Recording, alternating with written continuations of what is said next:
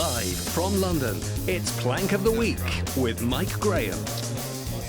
Good evening and welcome to Friday night on TalkTV. It is, of course, Plank of the Week. I'm Mike Graham and I've got some planks for you. This is the place where you do no judging whatsoever because we do it all for you. And I'm happy to say that I've got the most magnificent panel selected from a pool of about 25 people. It's been whittled down to 4. And the winners this week are Dr. Renee Hoenderkamp, in case anybody feels a bit unwell, the legendary Mr. James Whale, not a doctor. Also, Laura Dodsworth, also not a doctor, but an author. He's got a new book. Oh, you brought your book with you. How surprising. It's called Free Your Mind. And Steve Denyer for the first time from Virgin Radio. Welcome.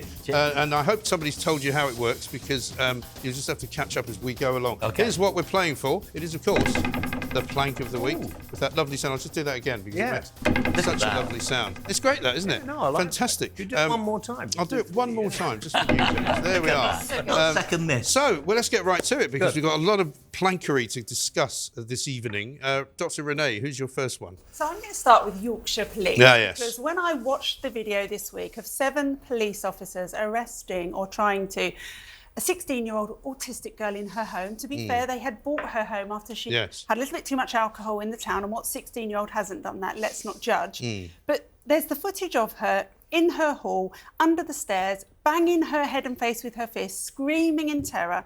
The mother telling these police that she was autistic and she was scaring them, but they were arresting her for a homophobic public order offence. Because she had called one of them or said that one of them... She had said to one of the police women when they brought her home, "You look like my lesbian nana." Right. Now, my view on that is they're police. Right. Is that the... I would have just said, is that the best you've I got? don't think it's an insult, frankly, but let's have a look at how they responded. Incredible. You've never seen so many police in your life. Why are you doing this? Come and stop wearing shampoo. She's autistic. I don't care. She's autistic. I know you don't care. I'm telling you, I've got Eunice coming. She's going to be arrested tonight. I'll stop staring at her, please. She's got autism. Can you just stand there?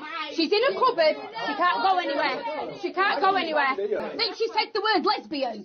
Her nana is a lesbian. She's married to a woman. She's not homophobic. Look what you're clenching your fist. Go away from my teenage daughter. What is up with you? There is something wrong with you, mate. Incredible, isn't it? Can I just say that the statement there that really got to me was the policewoman saying, "I don't care." I don't care, yeah. And you know what? Firstly, she's a woman. Yeah. There's a child in clear distress. Secondly, she's a police officer.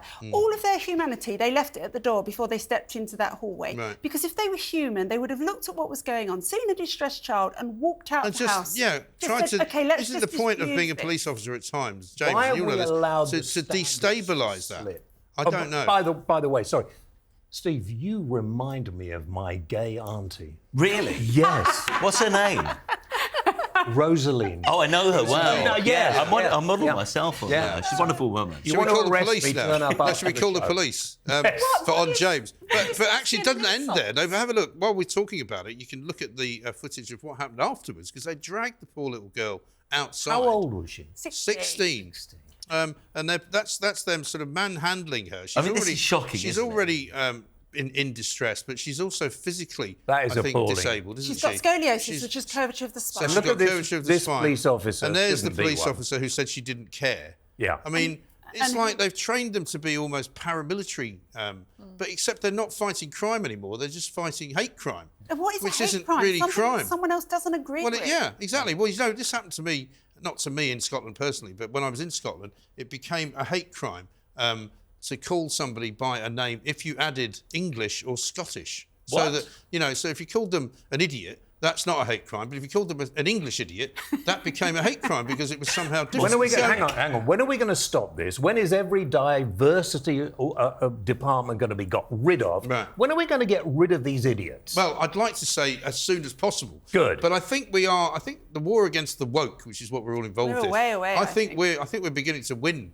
the war against the I'd woke. quite like to see what the nana actually looks like. Yeah. But that was And we her, can put the it to the blonde- test. Oh, the actual Do you know what I mean? I think we Well, need she to- looks just like that police officer.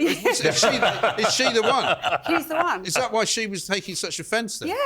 I mean, but Well- God, you know, one of my stepchildren is a police officer, and when she decided she wanted to do it, I said to her, you know, people are going to be vile, they're going to spit at you, they're going to vomit on you, they're going to call you the names that you never thought you could imagine. I mean, look like my lesbian Can I nana tell you a can't be one of story them. that I shouldn't actually tell? I was in the Okay. Big Brother house with Biggins. Yes. And Biggins was removed. I don't know if I should tell this. Well, he got into a lot of trouble, didn't he? He With did. things He he was said accused about of being bisexuals. didn't he? homophobic. Yes. He was accused of homophobia. Yes. Well, look, my favourite quote of Biggins is that, you know, when he started in show business, he had to pretend not to be gay. And now people have to pretend to be gay to get a job in television, you know, because that's the way it works now, isn't it? I mean, it's bizarre. Gay, old or female, or from a diverse community. Yes. Yeah. I just think Yorkshire Police have not got... They never have the light shining on them in a positive way, do they? Every time we hear about Yorkshire Police, it's in a bad way. Well, almost every police force now is useless. It's doing something wrong. Metropolitan Police, not very good. You know, we got... this week we had, I think it was Norfolk and Suffolk Police, who inadvertently managed to publish the names of witnesses in various criminal cases. Police in Northern Ireland. Sexual assault victims, police in Northern Ireland, publishing the names of police officers, data breach, where terrorists could get hold of them. You know, I mean, I don't think there's any police force in the land that's doing its job properly. Is there? No. No. No. And if they want to complain, get in touch with Mike. Thank you very much indeed. There'll be some... There'll be an address at the end of the show. But it won't be my address, it'll be yours. Anyway, James, you've got the NHS in your sights. Oh, dear. Half of me doesn't want to do this, half of me does, because I am getting brilliant treatment. That's from called the a NHS. dichotomy. It is. Yeah. What does that mean? No. For my cancer and everything else. But my wife, sadly, was in a lot of pain on Sunday night, and I don't think I took it seriously enough. She said, I think I've got wind or whatever. And, you know, in the end, she said, I think I've got appendicitis. Right. And she said, maybe we should just ring hospital. And I said, well, get put in A&E for a few hours and maybe on a see Sunday how it goes. night. Yeah. It won't be anybody there either, will it? Anyway, to cut a very long story short, it got worse and worse. She rang 111. They said, we'll get a doctor to ring you back. And they did. 4 hours later. Yeah. And then they said, we better send an ambulance. It'll be 4 hours. Blimey. Luckily, I had some So this is 8 hours since you made the call? Luckily, I had good friends who said, right, we'll take her to the hospital. Local hospital? Yeah. Yeah. I won't mention the hospital. No, you don't have to mention it. The triage nurse didn't really seem to be that interested, didn't take much notice, was on her phone to a friend. And then she had to wait over 12 hours. Was she in a chair or was she lying down? Or? Well, she was in a chair for a bit, then she was lying down for a bit, but, you know, she was in A&E, nobody really looking. It really is awful, isn't it? Because, I mean, Dr. Renee, you work in the system. I'm not having the doctor. No, I know that. Yeah. But the point is that why is it so problematic to make the system work? It just doesn't seem to work. I know. And it's not because there's not enough doctors. I was given a stat this week. To be fair... There's more doctors now in hospitals in this country than there were 10 years ago. To be fair... 50% more. There was a strike on Sunday. Well, I don't think that's fair at all. No, to be they shouldn't be on strike. I mean, I think the problem the problem is they're striking. Yeah. I have an elderly relative about to have an operation which has been cancelled twice in the last couple of months. You know, there are people who need procedures that are considered elective. Well, we're now talking about a million, aren't we? It's 1 million procedures cancelled since the beginning of the doctors' strikes. £1 billion. Yeah. Can I just say, though, one thing before, that when they took her up to, and by that time it was beginning to burst. Yeah. And that's when it becomes critical, had she isn't it? been seen 6 hours earlier? Yeah, would have been an easier operation. Easier and not as risky. No, but they did a great job. And you know, the doctors, the consultants who did the job, did a really good job because that can be very, very dangerous. Yeah, it can. And she's at home now, and good. We'll send her our best. I will. But however, it shouldn't work like that. It shouldn't. But I've got something for you here because earlier in the week, Julie Hartley-Brewer had an interview with one of the doctors who's on strike. And one who had anything to do with me. Nothing to do with you. Oh, thank goodness. No, this is somebody who's, I think he calls himself a registrar. Right. He's a transplant registrar. Yeah, he's a registrar. His name is Benedict Phillips. And this is him talking to Julie Hartley-Brewer about why doctors need to be paid more. My wife is a gastroenterologist and she has to walk dogs as a second job. I've had to find an alternative income. I've had to skip meals between surgeries, skip lunches because it's just unaffordable. This month I've had... Sorry, do you mind me asking what you and your wife earn? If you don't want to answer, I completely understand. But, I mean, there are people who are on minimum wage who are able to afford lunch. I mean, he wasn't able to answer with a specific amount of money, but looking into what gastroenterologists get paid and what he, as a registrar, gets paid, minimum, they're on about 150,000 between them, right? Now, the idea that she's walking dogs... Why is he still allowed to be a doctor? Well, You tell me. But he's a BMA activist. He's a Labour activist as well. We found various spots where he's talking in favour of all sorts of Marxist views, But he could sell some of those pictures he's got behind him if he can't afford a sandwich, couldn't he? You see, I think what's probably going on there is the wife doesn't work full-time. She works what's called less than full-time. Yeah. He may work less than full-time. So they may They're still making 100 grand minimum, right? Well, no, they might be on 70 grand, but I still don't care. But it's still such a ridiculous thing to say on television. I mean, do you know what? When I was first working, not as a doctor, in my previous media career, and the interest rates went up to 15%, I truly mean this. I earned enough to pay the mortgage, my son's school fees, and the au pair. Yeah. That was it. Right. I lived on First apples world for a problems. Year. Yeah, I lived on apples for a year.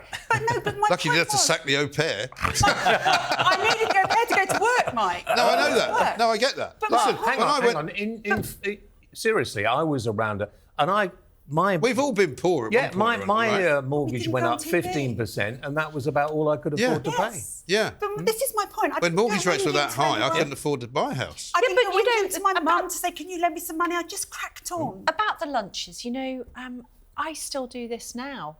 I take my lunch in my handbag with me when I go out. I do. I take a you sandwich can make or a a little cheese sandwich for Tupperware quite a thing. small amount of money. And maybe you you can't should have tell lunch out Benedict. every day, can you? It's crazy. It's ridiculous. Try. I mean, And it's insulting. It's insulting. It is insulting because you say, they might be as little as 70,000, which for two doctors is a low salary. But there are people who dream of that. Yes, They never get anywhere near making that kind of money. But hang on. If the food is subsidised, No, surely it isn't. Isn't it? No, it isn't. And there's often not anywhere to eat food, and it's not. Well, in very good. hospitals. Yeah. They have canteens, don't they? Not at night. They're closed at night, Mike. Are they? They're closed at night. At night there is no. Well, hasn't he got Just Eat on his phone? Because I bet you he's got an Apple phone. There are lots of solutions to this. This is insulting to people who are earning in London, holding it together. The cleaners working in his hospital, earning £10 an hour. This is so insulting. It's difficult to even put into words. It is. But then he's a socialist. When I had no money, presumably. when I had no money when I was first year at university, I used to live on Mars bars and chicken noodle soup. Perfectly Nothing good. wrong with that. Sounds like a I balanced still do. I was a lot thinner as well. I mean, Laura, you've got the BBC, I believe. Allow me to lighten the atmosphere Please. a little bit. Woke warriors, get ready and assemble. Yes. So I am nominating a new BBC One extra programme called Swipe Your Sign. Now, before I start, let me just say that I'm a huge fan of diversity and creation. As a creator myself, I love lots of it. Is that what you call yourself? I just don't want to pay. I don't want to pay a TV tax for something that is as niche as a black, queer, astrology-based dating programme. Now, also it's a good idea. Why haven't we thought of this? I have no idea. Why didn't we do that? I don't take any exception to the astrology part. Bear with me, because we've got astrology in newspaper columns around the world. It's been around for thousands of years. Do you know how they make all their money though? Not Elizabeth from the first had an from the phone astrologist. lines. You know that. That's cheating. You know that. My mum's an astrologist, so no problem with the astrology. It's the fact that it's paired with a black queer dating programme. Right. I mean, you can't even imagine anything more. Yes, they do. Can you say queer now? Yeah, it's very empowering now. Very empowering, That's what you're supposed to say. Yeah, they've reclaimed it, Because people James. call me queer, but I don't think they mean it in that way. Possibly not. No. Possibly. So it's very niche, and it's the fact that we, the BBC licence payers, are funding for this. Yeah. The podcast market out there is really competitive. A lot of people struggle to put their creations out. So what a luxury to be able to pay, to take a tax that we all pay to make something as random as that. You're not paying it, are you? I am paying it because I've had kids that have just finished GCSE and A-levels and they need I don't do BBC anything illegal, by the way. for school. Never do anything illegal. No, that would be wrong. Yeah. I mean, how many people, if you actually took all of those, bits, how many people in the world fall into that category? It's so niche. It's just not serving us. So, So where I can think you it's see this real, dating show? It's the trailer's out and it's coming out any day. But is it on also- TV though, or is it just No, a it's podcast? it's radio. It's radio. It's BBC One Extra. I read it one. Oh, really? BBC Sounds. Woke world. Woke world. Yeah. But also, it's a bit racist, isn't it? Yeah. I mean, the Are idea there that no you need gammons on there? a special black dating programme. So again, I don't care what race or colour individual wants to date. Well, but imagine. the idea I you've always got a ask the programme question: just what about if you one decided colour to do a skin? white straight podcast for imagine. dating? Imagine. Well, let's Steve. do one. I mean, well, Steve, listen. Well, do you Steve'd be think no this will good, work? but- You're a radio I man. wouldn't really fit in the bill for that, but I'll give it a go.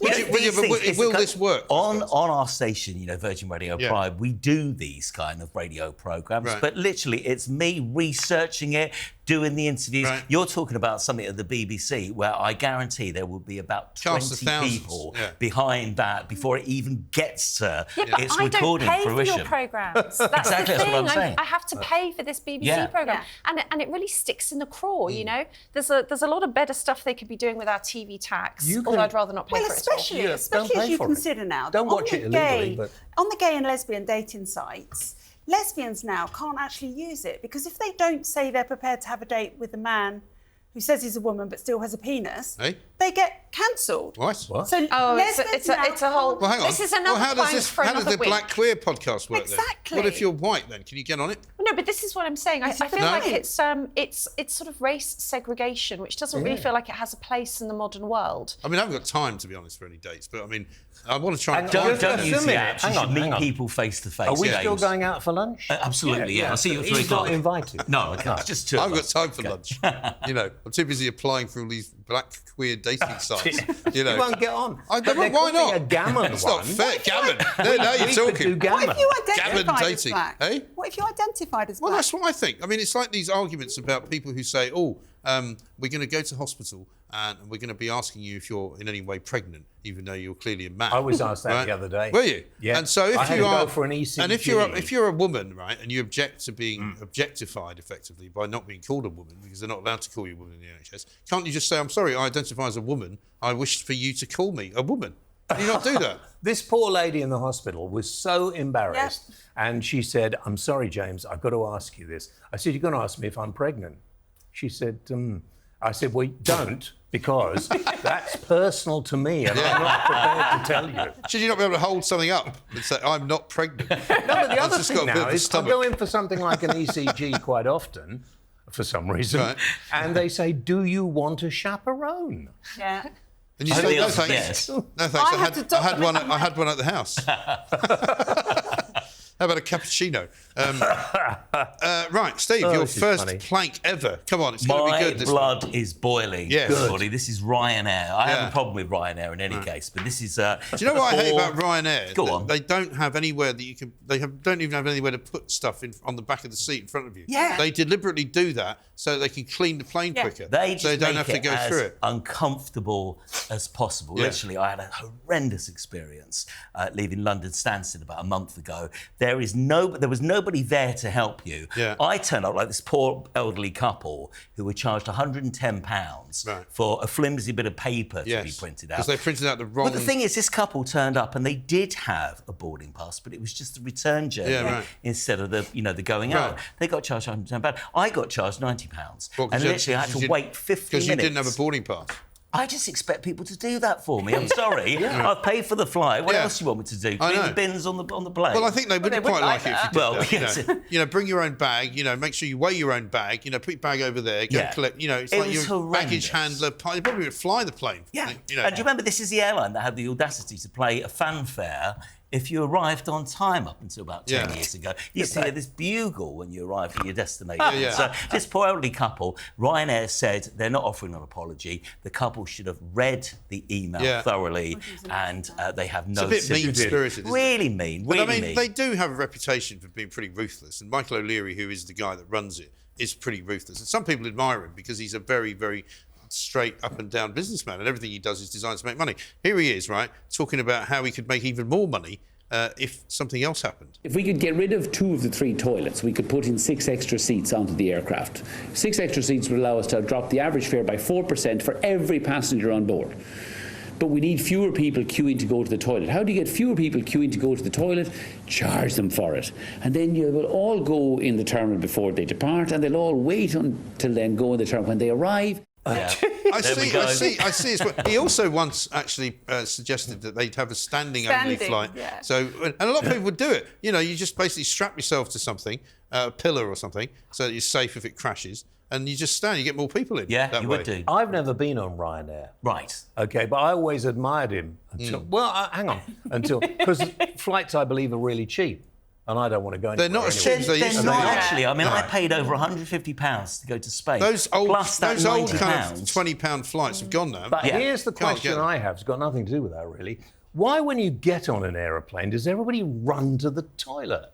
Do they? Do they? They do. They Because get it's free, James. That's the problem. Well, They need charge to a charge fiver, for not toilets. £1, a fiver. Well, how about no toilet on the Does plane? this not show? See how That quickly you could be get very off. nasty. Then you'd be off in a hurry, wouldn't you? You'd be like, no desire to hold up the plane there. Well, right. you shouldn't need on a 2-hour flight. Now, to listen, go this to the music loo. means we're going to go to a break. Oh, right? okay. So, you're the professional here, James. Yeah, You know that. Okay, You've we'll been be doing back it for with years. Plank of Anyway, the Week listen, in a few months. coming up. sorry. Oh, you want to do that? sorry. Yeah, coming up next. You can do the next one. Coming up, we're going to be looking at what's been going on at the Edinburgh Fringe. There's a doctor who's got something wrong with her, and it's not Dr. Renee. And a Home Office in the frame as well. Plank of the Week.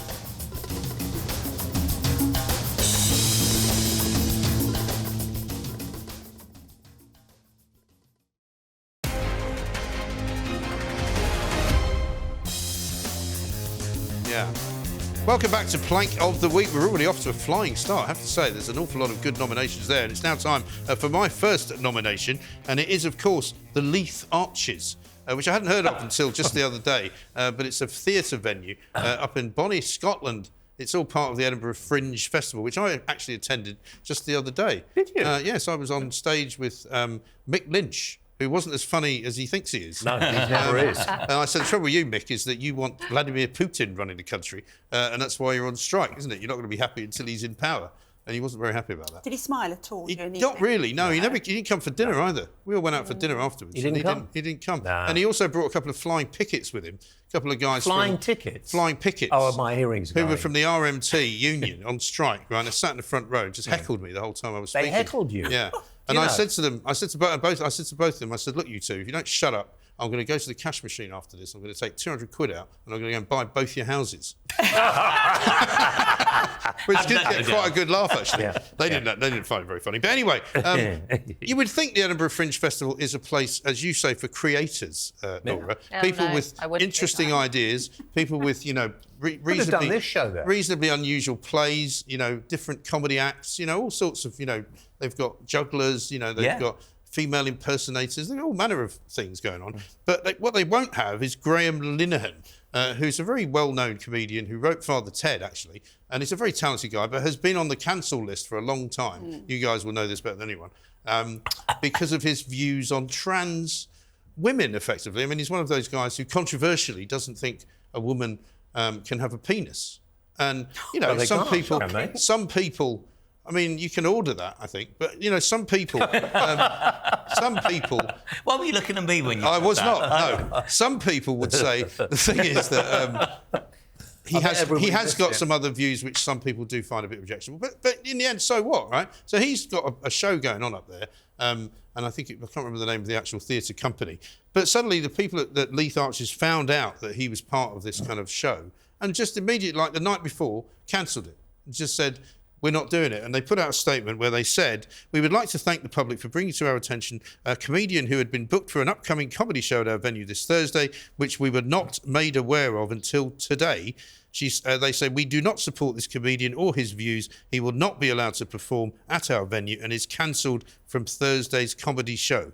We are an inclusive venue, laughably, and will not allow such views to violate our space. Well, you're not inclusive. Well, that's then, not are you? inclusive, are they? No. They clearly need to look up the definition of inclusive. I mean, Laura, you'll know Linehan's work. I mean, why do they have such a problem with it? Well, he upholds ideas about biological reality, and he's somebody who's argued in favour of women having sex-segregated spaces and rights. Honestly, it's nothing that's too controversial. In the fullness of time, he'll look back as one of the rational ones. But his career has been so affected by the position he's been brave enough to take. And the problem with the arts world and the media world is it is actually one of the most intolerant industries going. And if you can't be close to the knuckle in comedy, where can you be? Exactly. This should be the last bastion of saying the But this is what's unpopular. happened, hasn't it, to the BBC? Because all you now see on the BBC, have I got news for you? They just make jokes about the Tories and Donald Trump and Boris Johnson. It's not funny anymore. What did he say about the trans issue? That, James, is the really pertinent question, because I was just going to say there was no indication that he's going to talk about any of these in his show. He's being cancelled because he has those views, not because he was going to talk about them necessarily. He may have done in the show. And this is this complete cancellation of thought because they're shutting people down. A minority of a minority. I have a really good friend, won't mention the name, who was born in the wrong body. Yeah. And you can And people have that particular You've met this friend, situation. but I don't know that you know that this friend was originally a man, because you wouldn't know. Right. And she wouldn't talk about it now. She's had a complete operation. Yeah. She's beautiful. She's a lovely person. And she doesn't want to be involved in this kind of discussion. These people, these trans activists, try and cancel me. These trans activists are appalling and disgusting. What they've done, I have a problem with names, to the author.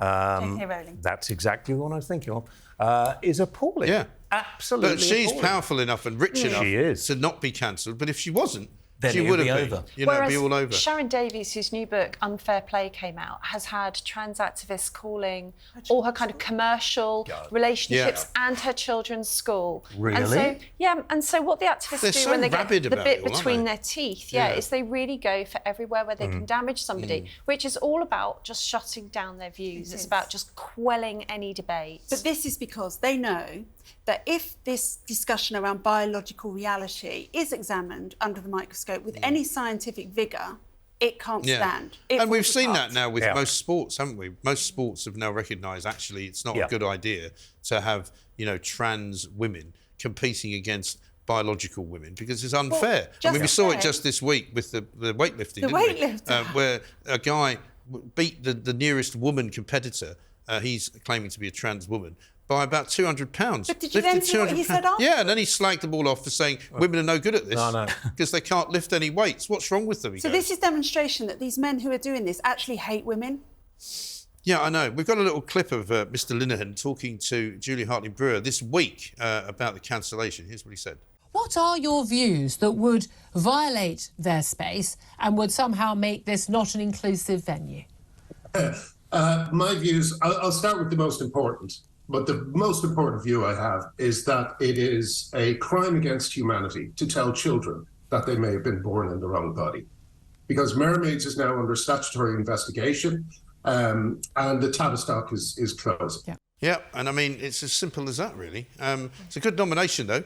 Who's next? Dr Renee. It's me. Dr Charlotte Proudman. So I can She's been in the news a few times, hasn't she? I didn't know about Dr Charlotte Proudman until this week when she came onto my radar. So she is a PhD alumni of King's College, Cambridge, and there is a pristine lawn there that apparently nobody's allowed to walk on apart from people who are alumni who have done a PhD or a master's. So she was standing... How Cambridge of them. So she was standing having her photo done on this lawn, and a fellow student, a man, white man, I say that for a reason, said to her, they'll chuck you out if you don't get off that grass. She has decided that that statement has come from a place of white male privilege and is actually proof that sexism is still rife in the world. And you know what? I would have always said I'm a feminist. I step away from it now. This is just ridiculous. And how entitled do you have to be to respond back to said man, I'm an alumni of this college, I'm allowed to walk on this grass? You know, I mean, she's so up her own bottom that I really was disgusted with this. Right, it's your turn next, Joe. Oh, is it? What am I doing? You're doing the Home Office. Oh, God. Because, of course, the migrant crisis is the crisis keeps on giving. Yeah. I mean, just when you think it can't get any more ridiculous. I got a lot of stick on a show the other day, I think it was Jeremy Kyle, for saying, first of all, it's not a migrant crisis we are facing, it's a criminal crisis. Yeah. Because the people who are coming in the boats, now I live in the Garden of England, but people who are coming in boats are paying a lot of money to criminals to come. That makes them criminals, okay? They've invaded this country. There's over 100,000 of them hanging around in the country. What for? Yes. Could somebody out there somewhere suddenly say, it's time for you to be activated to turn on? I don't know. There's any number of things they could be doing. What we do know is that some of them do come to enter the black economy because they don't all just sit in hotel rooms all day. Many of them we don't even know about. Many of them, particularly those who came from Albania, were coming in order to take part in some criminal enterprise. Because they can come here legally. Well, they can, but many of them had been deported already, and so they come back illegally. And if you throw your documentation they had one guy away, from Albania who had been deported twice and had come back twice on the boats.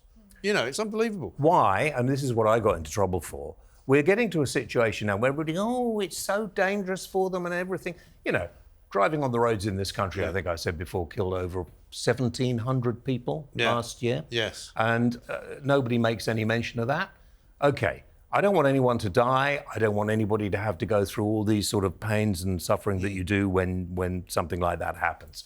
But we have to protect our shores. Yeah. We've got a moat all the way around. It can't be that difficult. The leaked document from the Home Office this week said that basically this is going to be going on for at least another 5 years. Well, we can't have it for another 5 years. Figure out how to stop it. I had a call this week from a guy who was in Dunkirk on holiday, and he said he stopped off because he wanted to show his kids the beach. He said there was a guy parked up who had just arrived in a big 4x4 with a trailer, 3 huge dinghies on the back.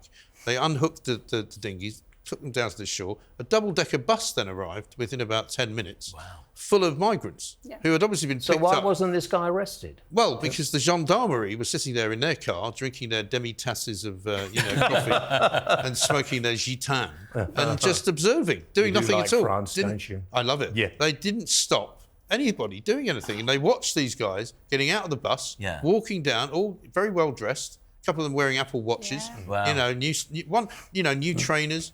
Walked into the boats, got in the boats and took off. 3 boats. There are very few women and children coming on those boats. Also, what we need to do, and I'm sorry, we need to have the military in the Channel. The Navy have to be there. We had the Navy there last year. Well, the Navy have got to stop being woke, and when the government tell them to do something, as with the civil servants, when politicians tell you to do something and you work for the government, for the people we elected, you must do it. Here's a question for you. You know how in Navy the ships are normally called she's, aren't they? Yes. Are they still? I hope so. I don't know. Boats are always female. Are they? Yeah. Why? Even now? Yeah. Are you sure? What, can they not be that. non-binary? The non-binary boat. Oh, give it time. The HMS non-binary. Binary submarine. You know what, though, Mike, I had a patient this week who's living in really dire circumstances and really disgusting accommodation with a baby, and she said to me, when are we, the people of this country, going to be first? And that's it. No, the problem you're is right. our immigration policy should be set by people who vote for a party on the basis of a manifesto, but our immigration policy has been set de facto by criminal cartels. Bringing people over. So we don't have any control over immigration because it's controlled by criminal cartels. This is really, really serious. And we're basically and it's ironic, flying the white flag going, we can't stop you. Exactly. They arrive at Dover, and very shortly after that, they see Dover Castle, once known as the keys to the country. We don't have the keys anymore. No.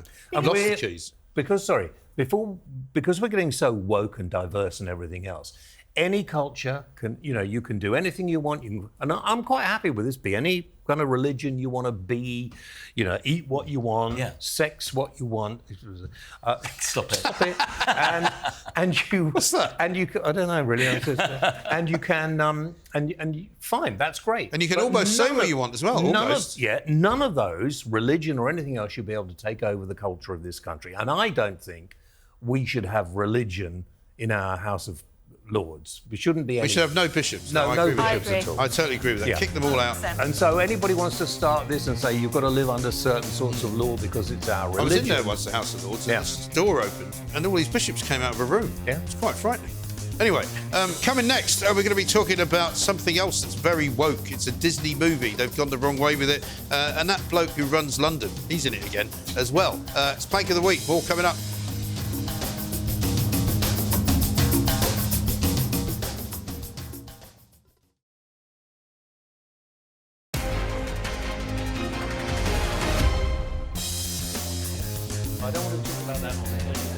Welcome back to Plank of the Week. Stop talking in the back there because we're back on air and here we are. You have to concentrate and think about what we're going to do next because it's time for Laura Dodsworth and your second nomination. Yeah, I'm lightening the atmosphere again, but there's something that's really got me a bit hot under the collar this week, and it's some interviews with my nominee, Rachel ZEGLER, who's playing Snow White in the forthcoming Disney remake. Now, you might as well call this new film Snow Woke and the 7 Diversity Hires. In the interview, it's got a ring to it. That's a new book. I know that you're going to show a clip probably, but let me just say something about this actress before you do. Right. I think that playing a newly empowered boss girl version of Snow White's gone to her head. She's really dissed the old film, Snow White. She's been really arrogant. Okay. It's about leadership, not love. Actually, the original story was never really a love story. It's a bit more complex than that. And the Disney execs also consulted with the dwarfism community. That's how I read them describe it, okay? That's not my term. Okay. And they decided not to have dwarves dwarves anymore because of ableism. And so they've also replaced the dwarves so many with isms, it's hard to keep up. A mixture of people that, frankly, if you look at the pictures that are leaked from the set, it looks like Just Stop Oil have turned up. Right. I mean, these kind of like faux hippie rags. How long's the movie? Like 2 minutes well, I'll tell long? you what. Yeah, I'd have exactly to eat right. a poisoned apple rather Here's what than we've got to do, watch though. it. We've got to look at what she actually says. She was interviewed, Rachel Zegler, about the new film. Have a look. I mean, you know, the original cartoon came out in 1937, and very evidently so. There's a big focus on her love story with a guy who literally stalks her. Yeah. Weird. Super weird. So we didn't do that this time. So no prince or a different kind of prince? It's really not about the love story at all, which is really, really wonderful. And whether or not she finds love along the way is anybody's guess until 2024. All of Andrew's scenes could get cut. Who knows? Weird. I tell you what. Weird. Who does she think she is? There's no prince. There's no one going to be able to save her after this. So the prince isn't going to even be in the new film? I guarantee you Disney execs have been in crisis talks since she did that. Yeah. Because you have to remember, with the films, they're not just films, they're extended adverts for licensing the franchise, the theme parks. Snow White, I don't know why they just haven't made a new woke film and remake it, but that is one of the top 10 grossing films in the world that's ever been. The original. It was the first full-length feature film, and they're going to mess with it at their peril. Also, it comes from the Brothers Grimm, which in Germany was the second best-selling book after the Bible, still to this day. What, you know, Snow this White? is a story that's very beloved. Really? It's captivated and given pleasure That's to weird, millions, and they're just messing with it, taking the prince out, changing the dwarves, putting in a boss girl Snow White, and I don't think it's going to cut it with people. Well, Steve, They'll be apparently the gnashing dwarf their actors teeth. of Hollywood, I think there's an association. They're not It's like a happy union, because isn't it? because I mean, there are not that many parts for dwarfs, Well, and you know, exactly. Of course. they're all looking forward to the remake of Seven Dwarfs. They'll probably play Snow White in the and now third none of film. them, and now they don't want Seven Dwarfs anymore. As the mother of a 5-year-old girl who is so into princesses and fairy tales, and maybe that's because I've gendered her that way, think I've done my job, she will be devastated by any change to this. But as a mother, obviously, I won't let her see it for that reason. But, you know, why don't we just leave our kids to live the dream of these fairy tales until they grow up and find out that the world is a horrible place? My nieces, 11 and 14, they can make up they're intelligent human beings. They can watch things and make up their own minds. They don't need to be guarded or told what to watch, or you should think this or you should think that. It's ridiculous. And why is a woman like that with such an annoying voice an actress? Yeah. Do you know what else is funny about her? She's actually named after Rachel from Friends. Apparently her parents were such big fans of Friends, and when she was born, they called her Rachel because they liked Rachel's character. So even her entire sort of being is fictitious in many ways. You know, she's been sort of created by the Hollywood Well, I won't film be going industry. to see it. I'm saying that. Yeah. Steve Denyer, we have to move on. OK. You've got Mr. Khan. Can I say Sadiq Khan to you? You can, there we go. absolutely right. A couple of weeks ago... He's very rarely misses a week, Sadiq Khan. He gets on it quite a lot. I mean, this is, his own people are saying the ULEZ expansion is just a terrible idea. Angela Rayner said it a few weeks ago. Keir Starmer's... Love your impression. Angela Rayner. But Tory scum. When is she coming on the programme? She's blocked me on Twitter. Oh, no. She has. It's outrageous. Oh, I mean, gosh. she wants to be in the government and she thinks it's all right to block journalists. It's not outrageous, isn't it? That's appalling. It really is. Absolutely. But, you know, when his own people are saying, her. don't do this, and, you know, there was the news report yesterday about in London, they're thinking of creating a toll on the Blackwall Tunnel. Yeah, good luck with that. In 20... I mean, can you imagine the chaos that's going to be? Yeah. And the thing is, there might be people watching us right now around the whole country thinking, oh, well, it's a London thing and it won't be coming to us. No, it isn't. I guarantee if this works in London... And it's already all over the place. Everywhere. It's already in Newcastle. Yes. It's already in Birmingham. It's where I used to already live. in Bristol. And in Glasgow, they're actually having a judicial review because you know what they're doing in Glasgow? You can't actually pay to drive into the ULEZ zone because they will simply say you either can or you can't do it if you're compliant or not. And if you're not compliant, they'll fine you. 60 quid. And that's what it's all about, the money, isn't Makes it? more sense, though, because if it's really killing people, then how come you can pay to go in? Well, it isn't really killing people, one. And two, it's all about raising money. They've raised in Glasgow, in the first month alone, 600,000 quid. Was it you that told me about the garage? Yes. Yeah. There's a garage just inside the zone, if you like, who get all their business from people who obviously drive in with their cars to get them fixed up. And they're getting no business because people won't drive in because they can't. You literally can't go there if you've got a car which isn't compliant. But there is a little bit of hope on the horizon. At the next mayoral election in London, it's going to be first past the post. Yes. Do you know, I only found this out just the other day because I didn't realise that it wasn't first past the post. Because that explains, because people always say, if Sadiq Khan is so unpopular, how does he keep getting re-elected? And now we know, because the proportional representation system provides us with people like Nicola Sturgeon and Humza Useless, right?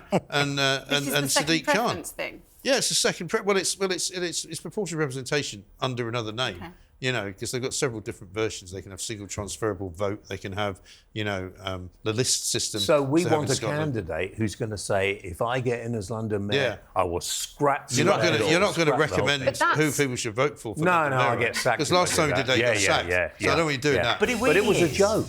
It really is a horrendous situation in London. He's making a lot of people's lives miseries. Taxi drivers absolutely hate him. Everybody hates him. You know, it's not a good place. It's not a good place. Right, coming up, we're going to decide who's going to be Plank of the Week. But before that, I've got one more nomination, and it's the Ministry of Defence. You'll want to know why. Coming up on Plank of the Week.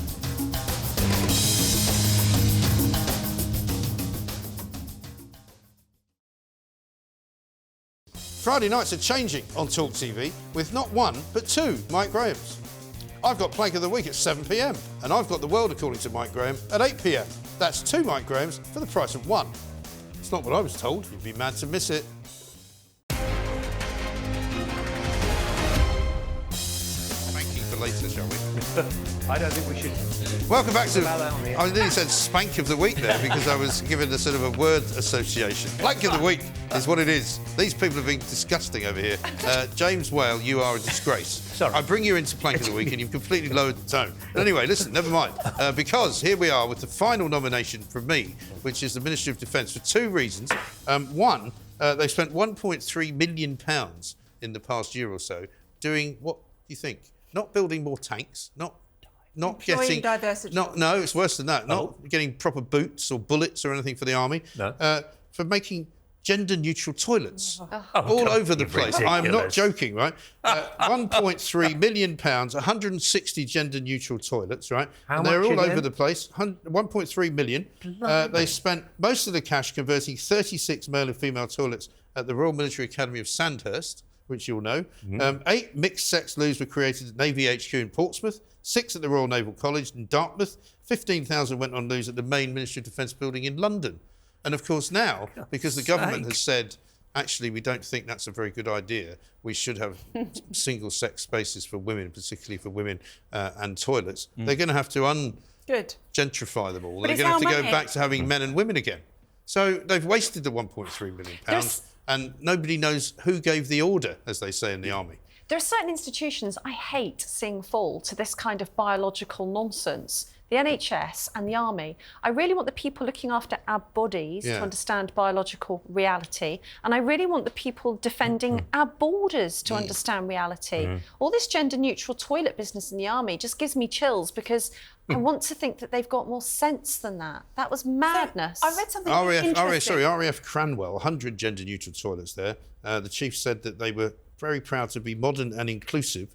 And at the HQ in Andover in Hampshire, the signs, ladies and gentlemen, were removed. Idiots. I mean... Who is in charge? Can we not find out the names of the people? Well, the Department of Defence is the Secretary of State for Defence, isn't it? I mean, surely it would come across his desk. It's Ben Wallace, isn't it? Stonewall will have a hand in this with the Champions League. And I read something yesterday that when we removed women from home and put them into factories, there were no women's toilets because they hadn't had men there.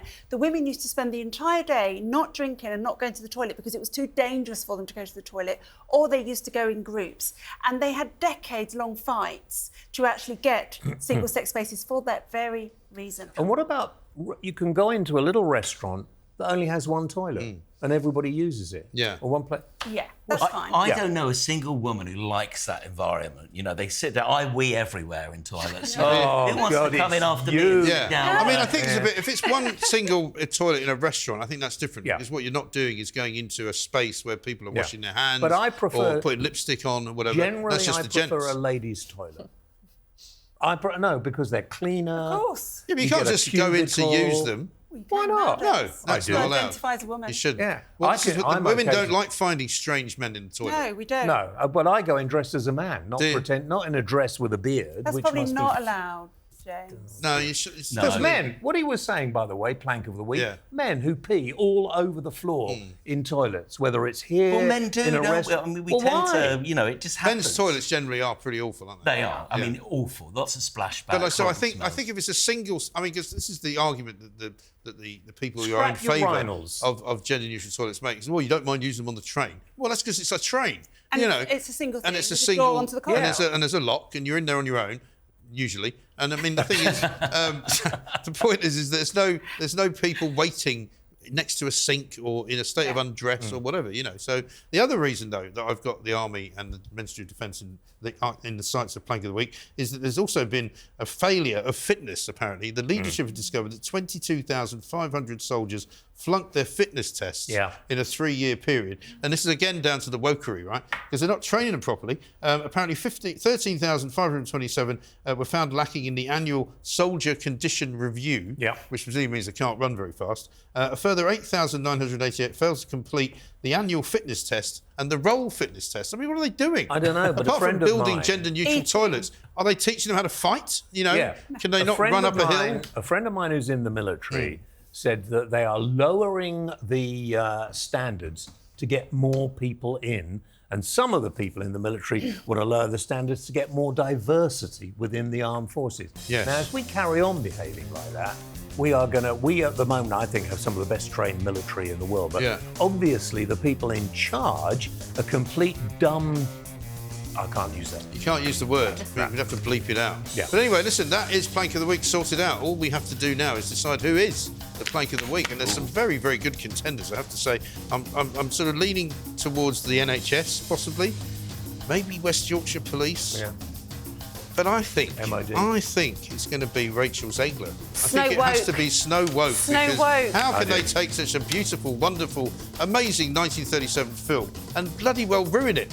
Absolute My prince has come. My prince has come. Thank you, Prince. So here we are. Plank of the Week to the Disney Corporation and to Rachel Zegler. Thank you very much to Renee, to James, to Laura, and of course to Steve for the first time. I hope you come back. That was Plank of the Week. Coming up next, it's me. It's the world according to Mike Graham. Stay with Talk TV.